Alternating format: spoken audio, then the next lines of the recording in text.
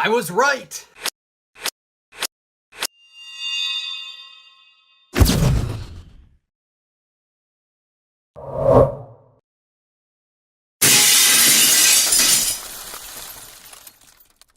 Alright, so the last time we left off, Red had just run into what appeared to be some kind of like, taken over Blue and his Charmeleon. So they start battling, Blue's attacking him. Red seems to think, okay, well, there's only one Pokemon that could be taking over a person like this. Gotta be Ghastly. Lo and behold, it is a Ghastly, and he ends up fighting both Ghastly and Blue, and eventually takes Blue out and brings him back to his senses. From that point on, Blue's like, well, I'm pretty pissed that I got taken over. I'm gonna go figure out who's up top and causing all this trouble. Red follows up.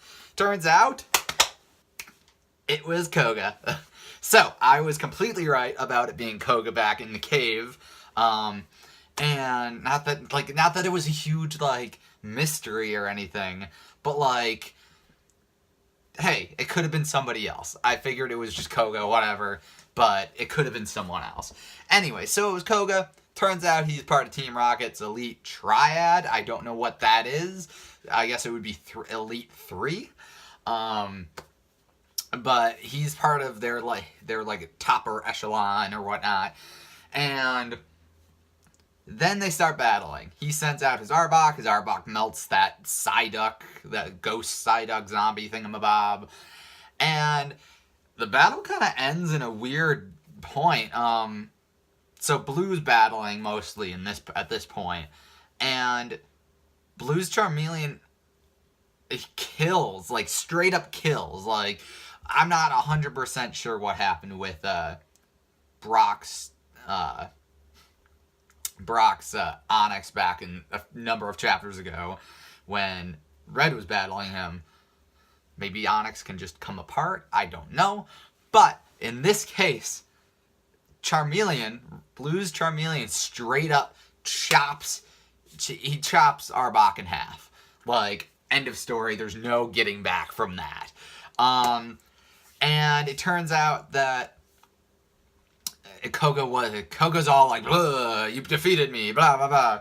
And it turns out that he wasn't even in the tower. It was actually a hologram, and he was outside floating via a Golbat that's like flying him up there, and he's got a walkie-talkie kind of thing, and he's pissed about that, and takes off and is like, well, I'm done here, or whatever.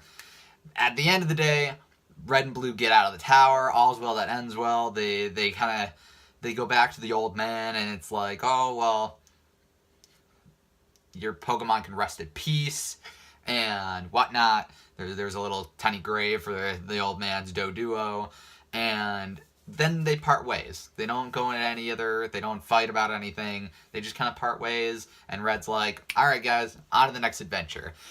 That's the end of the chapter. I like this chapter a lot. There's a lot going on here as far as, like, Pokemon taking over humans and other Pokemon, zombies in general. Like, okay, so zombies are weird. Zombies are a weird thing to bring about in a series that is so adverse to talking about death in general. But zombies are a weird thing. I like zombies. I mean, no, I don't like zombies, but I like zombies in this context because it's a little weird and different. My face is like fluffing up with the light. It's a very odd thing. Apparently, Arbok melted the zombies, so they're straight up zombies. They're not just ghosts or they're not just apparitions or not holograms, but like illusions, I guess is the best way to put it. They are straight up zombies. They say they're zombies, and kind of gross in that kind of sense, because that means that they are decaying bodies. The most interesting part, like, because we already came across Koga, and it's like, that might have been the most interesting part about it being, okay, well, bad guy that's part of the Pokemon League. Bad guy that is supposed to be a virtuous person that leads a Pokemon gym and gives out badges. but he's a bad guy. That part, as interesting as that is, it's not the most interesting part, I think, of this chapter. The most interesting part is another Pokemon has died. As far as we know, another. And, like, not just, like, this time, it was not even, like, what's the word I'm looking for? I don't know. This time, it's not even something that you could be like, oh, well, maybe it's not dead. Straight up dead. That Arbok is dead. Doesn't matter what you're gonna do about it. It got cut in half. Not down, like, center in the middle, but, like, cut in half. Like, it's got the big body part, and then the tail. Cut down the big body part. So, like, head off almost, and then, it's very, very interesting to see how flagrant, like, killing Pokemon is, like, obviously they're in a huge battle or whatever, and not all battles are, like, high stakes in Pokemon in general, but in most forms, Pokemon, like, even in the games, like, it's like, okay, so you're battling the evil team in all forms or whatever, you defeat them, you knock their Pokemon out, and then they kind of walk away. There's not much they can do after that, I guess. But in this, Koga's Arbok died straight up, like, gruesomely almost. That takes it to a whole other level that I'm not sure. Like, is this manga for children? Would children get that? I mean, it's not like it's gruesome. Like, there's not super gory where it's like, oh, Arbok gets cut in half and then there's blood and guts everywhere. It's just cut in half. It drops to the floor, but it's very distinct, and I don't know. It's a very interesting aspect. I thought this was a good chapter to end. This is the last chapter in the volume, so I thought this is a good chapter to end on. It wraps up some stuff, but leaves us wanting more, which is kind of the point. Then you buy the next volume and whatnot. But I thought it was a really exciting chapter.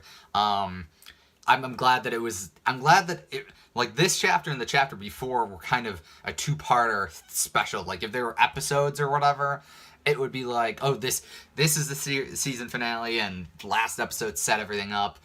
And I thought this was a really well done, I guess, mini arc to some degree. The Lavender Town arc, I guess. I liked it a lot. I thought, again, Pokemon dying is not exactly new, but Pokemon being killed in the series straight up in front of you, that is completely out there and not really in any other form. I don't know. It's a really, really cool chapter. I'm glad that they ended the volume in general on this chapter, because it's like, it comes to a resolution to some degree. Well, technically Red didn't defeat Koga, I guess. But Red and Blue together were victorious. It has a decent resolution to it all. You see that the old man has finally had a peace with his dead Pokemon, and it's kind of happy at the end. Only to leave you thinking, oh, well, they're going on a new adventure. Great. I'm gonna go see what's going on with that. But yeah, so that's all I gotta say, I guess, about this chapter. This is the last chapter in the volume. I'm really looking forward to it. So there were about 14? 14? Is this 14? 14 chapters in this volume. Presumably there's another 14 in the next volume. I'm looking forward to that. I actually have it. I've had it for a little while. I try not to skim through it or anything, but I've looked at the front, and it seems like some cool stuff is going to happen. Yeah, so that's what I got to say about this one. I'm going to be taking a week off from this day forward, so next week I'm not going to have any videos, at least nothing that's, like, well planned. I have my sister's wedding towards the end of the week, so I'm not going to be able to do anything crazy. But yeah, and then I'll take that week to read, start reading at least. Maybe I'll record some. We'll see what happens. And then the following week after that, I'll have some things uploaded, and we'll start back anew. Okay, so leave a like if you guys enjoyed this video. Let me know what you think of this chapter down below. Let me know if you think what you think about the whole first volume as a whole. Did you enjoy it? Did you find some parts boring? What do you think of Pokemon straight up being killed in this entire series? And remember to subscribe so you can keep up with these videos. I do other stuff too on occasion. Yeah, so I will see you guys in a week. Bye-bye.